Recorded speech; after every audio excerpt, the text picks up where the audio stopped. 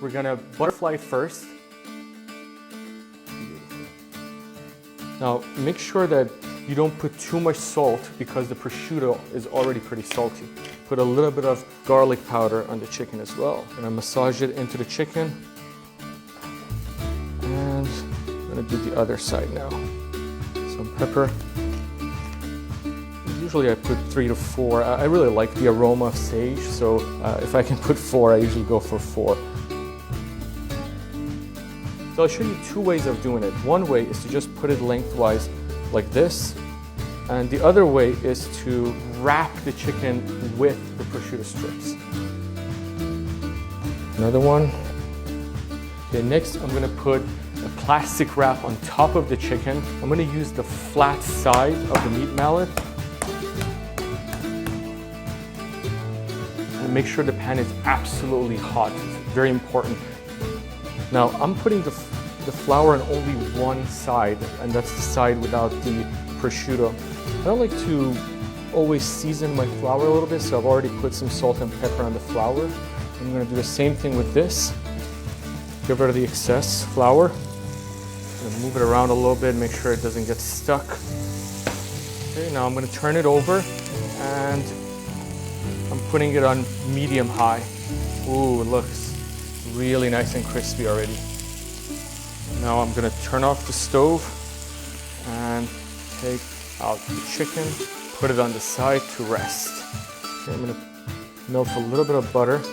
Just swirl the pan to move the butter around. I'm going to add just a little bit of flour.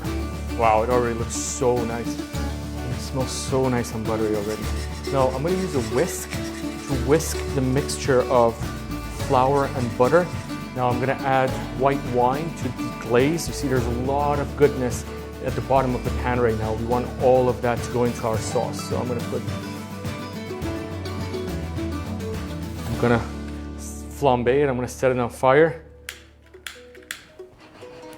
Wow, this is my favorite part. A little bit of chicken stock and let it reduce as well. So I'm gonna put some thyme in. I'm also gonna put some sage leaves. I'm gonna add the chicken back into the sauce, and we're gonna put it in the oven for about 10 minutes, 10 to 15 minutes. Very good. I'm gonna also add 2 cloves of garlic. Crush the garlic, peel it, and add it to the sauce and into the oven. Okay, now we're ready to make our pasta, and I'm going to season it with salt. While the pasta is cooking, I'm going to make our sauce.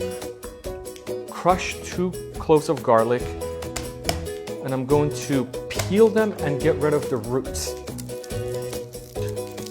I'm also going to cut this little green part. I'm going to put them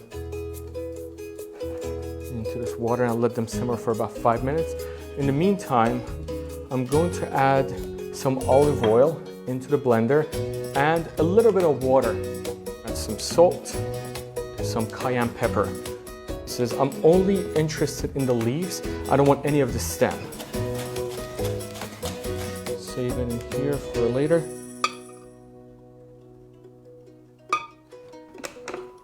Let's blend it. You want to blend it until it's completely blended, and pour it into a pan. And I'm going to add the parsley, some red pepper. I've put my sauce on very, very low heat just to keep it a little warm.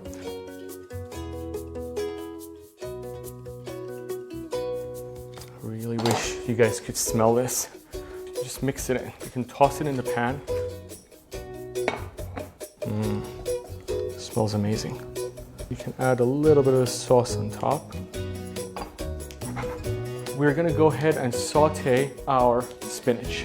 And I'm going to slowly melt it on medium-low heat. Just as soon as the butter melts a little bit, you can start adding your leafy greens. Put quite a bit of salt. Ooh, it looks very beautiful and buttery already, and smell is absolutely fantastic. Now take out the spinach, put it on this plate. All right, I'm gonna put the chicken to rest for at least 10 to 15 minutes. Wow, the sauce is very nice and thick. You can just squeeze even the garlic and get all that taste into your sauce. All right, now my favorite part, the plating.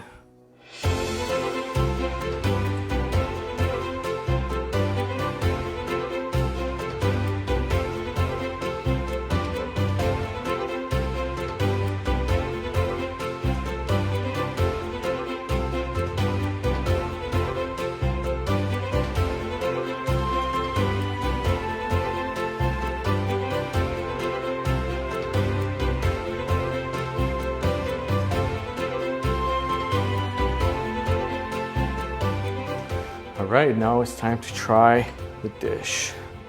Okay. Excellent. So because of the browning, it has a very, very, very nice crunchy outside, but the inside is absolutely juicy and very, very tender.